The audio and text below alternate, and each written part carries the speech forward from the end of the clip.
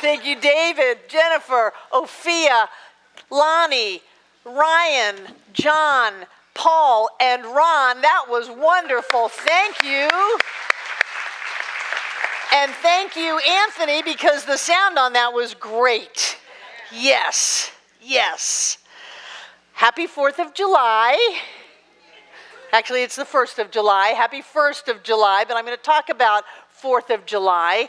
I make no qualms about the way I feel about this country. I love this country. I am so grateful to have had the forethought to have been incarnated in this country. I think this is the best country in the world. That's what I think. Other people can think that their country is the best country if they want. We've got plenty of room for all. But I am proud of this country. I believe that we are creating an idea and an ideal that is different from anything else that's going on and has been going on, and that we are an experiment in equal rights, in equal voice, in equal opportunity for everyone. And if we haven't finished it yet, I'm not going to throw the baby out with the bathwater. I think this is great. Yes. I have both sides of my family signed the Declaration of Independence. On my mother's side, Arthur Middleton, which gives me the right to be a daughter of the American Revolution if I wanted to. I don't want to be a daughter of the American Revolution. But on my father's side, William Floyd signed the Declaration of Independence, and because of that, I've been kind of interested in those days and that era and what people went through so that we could have what we have today. I know that the people who wrote their names down on that piece of paper, they risked life, fame, fortune, family. They risked everything that they had, but they had an idea that they were willing to go for. And I admire that because I'm so idea-oriented, that if we have an idea of something that is really better for ourselves and everyone else, isn't it worth to go for it? Isn't it worth it to put it all on the line and to go after that higher level of being, that greater community of an idea that we can have? And I know some people say, oh, but we're so slow, we don't have, everything's not perfect right now. But my God, look at how far we've come. I know that when the Declaration of Independence was signed, people of African American heritage didn't even get a full count. Women didn't get a vote till recently. I know that we have been working on it. And so when we think about this amazing place that we live, I think it behooves us to give it a little slack, to keep expanding and keep growing and to keep holding the high vision of this experiment called democracy that says we can have it all for everybody no matter what. We live in an abundant universe where there is more than enough for all. And as a metaphysician, it is incumbent upon us to keep our thoughts clear. So for freedom today, I want to talk about the freedom of thought. The freedom that we have to choose our thoughts and then to experience the effects of those thoughts. Because every thought is going to end up as a creation in our lives, and by our lives, those of the people around us that share and interact with that life. So we have, not only are we creating our individual experience, but we are creating the collective experience. And when we think thoughts that are uplifting, we get uplifting circumstances. When we think thoughts that are separating, we get separation. When we move into judgment and criticism, and I say this all the time, that we do not sacrifice principle even on special occasions, even when it's our pet peeve. The universe doesn't say, oh, I'm going to stop the creation of infinite law, and we're not going to create the demonstration of that thought because it's your pet peeve. No, it doesn't work that way. Every thought manifests. Everything that we focus on, we get. Every direction that we choose, we move into. That's the way life works. And we have the freedom within ourselves to choose those thoughts. It is incumbent upon us as metaphysicians to take the high road, to choose light over darkness, health over illness, prosperity over lack.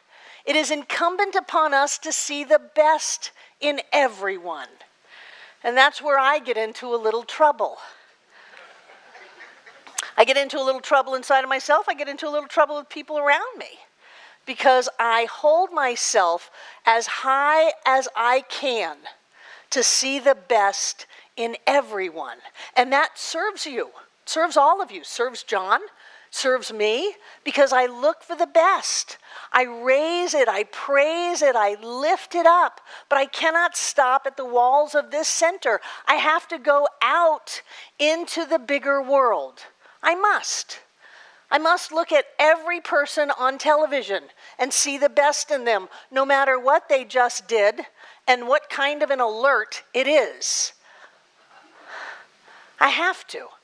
I have to believe that we are all on our perfect and right path, doing exactly what we need to do, that we are all powerful, creative, spiritual beings alive and well on planet Earth, and that no matter what the circumstances are going on, we have that power within us to create a world that works for everyone, starting with a world that works for Barbara or a world that works for you. If we didn't have that, I would have been lost long ago, because the circumstances in my life so easily could have been pointed at and said, well, there's no way that that girl's going to grow up and be anything or have anything or do anything. Chances are real high she's not going to grow up, period. So I cannot look at anyone else and see less. I have to see this amazing potential in people. Whether it's someone standing on the side of the road with a sign, what I did notice is that the people who stand on the road with signs in Fort Lauderdale are very nicely dressed. I said, oh my gosh, that person is so nicely dressed. They have very nice shoes on. They have slacks, a nice pullover shirt. They're clean. They've got a sign. And when I can see that in other people, when I can see that inside of myself, then anything is possible. And that is the idea that I am willing to risk it all for. That anything is possible. That circumstances are not stuck in our lives. That anyone can create anything that they want. And it is my personal mission in life to get that word out to everybody on the planet, to know that there is something within them that can triumph over everything, and it rests in the freedom of our thought. Viktor Frankl, in Man's Search for Meaning, was locked up in the concentration camps. He said they could beat me, they could torture me, they could starve me, but they couldn't take away my thought. I had the freedom to think what I wanted to think. And so he decided, in the midst of all of that chaos, to take himself for a walk. He walked all over Europe. He met wonderful people. He did it like 2 steps at a time.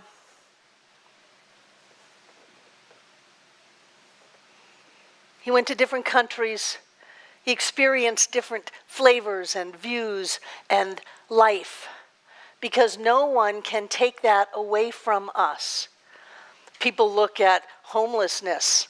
I look at homelessness and go, right on. Do you know that Neil Donald Walsh was homeless when he got the Conversations with God books? And so was Eckhart Tolle. He was homeless when he got this idea about the power of now, and he started to bring it out into a book. That was a result of homelessness. Who am I to say that homelessness is bad? Who am I to say that anything is bad when it is all letting us move forward on our individual path? For whatever reason we have chosen to create it that way is not my business. That's their business. My business is the person in the mirror looking back at me. What do I choose to think of? Do I choose to focus on the well-being of all beings on this planet? Do I choose to focus on the prosperity of all of life? Do I choose to focus on the health that is inherent in every cell and every tissue and every organ of everyone's body, no matter what? What am I choosing to focus on? When I focus on that, I create the world that I want to live in. And that is my freedom. And when I don't focus on it, nobody made me. It was all about me. When I choose to go into any kind of blame or victimization, that's all about me. I was sitting in the airport yesterday. We were waiting for a plane, and I'm just watching the people. I love to people watch. And there is a little girl pushing the suitcases now that they've got have 4 wheels. And so she was spinning it, kind of like a top. She's spinning the suitcase, and she fell over because she got dizzy. But she fell over on the suitcase. And she didn't cry. She looked around. Nobody was watching. She didn't know I was watching, so she didn't cry because that wasn't going to do anything for her. She got up and she brushed off her legs, and she went over and she went, "Bad, bad, bad." And she started beating on this suitcase, calling it bad. And I said, "Boy, that is a metaphor for life." We go after something that may be questionable, but looks like it could be fun. We spin it a little bit, get a little dizzy and fall over and hurt ourselves, and then we blame the suitcase and hit it and call it bad. I thought it was a riot, really, really. We have the freedom to live our lives any way we want. And because we live in this amazing country, and there are other amazing countries, I'll grant you, but not every country is like this one. Those of you who have traveled, you know that not every country is like this one. We have centers in South America that are not allowed to meet on Sundays because the only church is the Catholic Church. And so you can be a center, but you cannot be a church, and you cannot meet on Sunday. So they meet during the week and teach classes, but they can't gather on Sundays. There are different kinds of environments and ways that people live that really do put limitations on their expression, although we are all free and powerful to break through those limitations in any way we want. There are environments that other people have that we don't have. And I'm grateful that we have the freedom to do pretty much whatever the heck we want in this country. We want to go into business, we can go into business. If we want to borrow more money than we can afford to pay back, we can borrow more money than we can afford to pay back. We can buy a car based on what are your payments, not how much does it cost. We can do anything. We can marry who we want to marry. We had someone in this center not too very long ago. He was an African-American man. He was married to a white woman. When they got married, they had to do it somewhere other than North Carolina because it was still illegal. We don't have that anymore. And I'll grant you everything isn't peaches and cream. But don't get caught up in that. Don't get sucked in. Don't get hooked. We have something amazing going on. And the very fact that we can have the conversation that says, how free is free? How much does everybody deserve? Who gets it and who doesn't? The very fact that we can have that conversation is a statement of how far we have advanced and grown. Wallace Wattles in The Science of Getting Rich talks about how if you want to be rich, you've got to stop seeing limitation on the outside. He also says that you've got to be grateful and you've got to overfill your place and you've got to be a really good person and give it all you've got. But he says you must stop seeing lack and limitation on the outside. He said if this wasn't still needed, it wouldn't be here yet. It wouldn't still be here. If this wasn't needed, it wouldn't still be here. And he says that see what he says. This must be your point of view, that the world and all it contains is perfect, though not completed. And I have taken that as a motto for people, for situations, for air conditioning systems, that it's perfect. We're just not done. You and I are perfect. We're just not done. Ernest Holmes says, nothing is real unless you make it real. That's powerful. Nothing is real unless you make it real. What are we making real? That is our freedom. That is our possibility. That is the way that we think. What are we making real? If the universe is completely for us and nothing can be against us, then how in the world can this thing be out of sync? It's perfect, it's just not complete. And I appreciate the slack that's given me to not be complete yet. I am a perfect expression of the divine. I am God manifest in form as Barbara Waterhouse, and I'm not done. So can't I give that to other people? That we're not done yet? We're working on it. It's okay. Everything's going great. We are in a wonderful, wonderful, wonderful soup of consciousness here. And we are birthing something amazing. I think that before the birth comes, there's some birthing pains. There may be some loud noises, but it just shows that something's happening here. I think it is incumbent upon us as metaphysicians to take the high road, always, no matter what. And I'll just remind you, back before the 2016 elections, Abraham was saying loud and clear, with all of this resistance, guess who you're going to elect? We can't resist. I choose to love.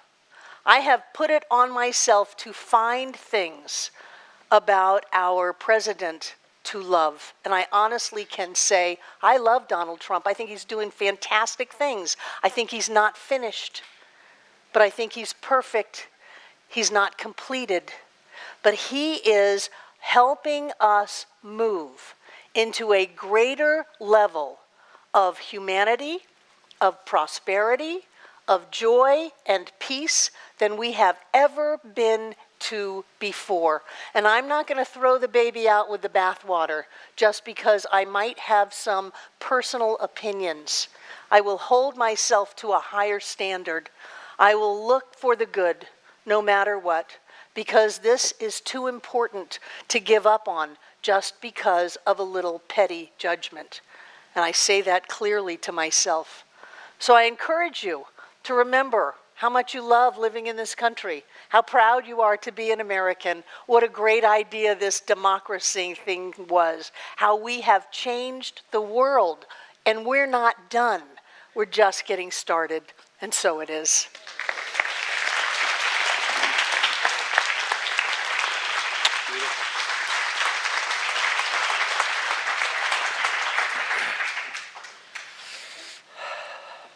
What a great precursor to lunch.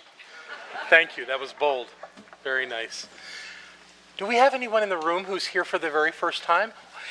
Right there, yay, welcome you two.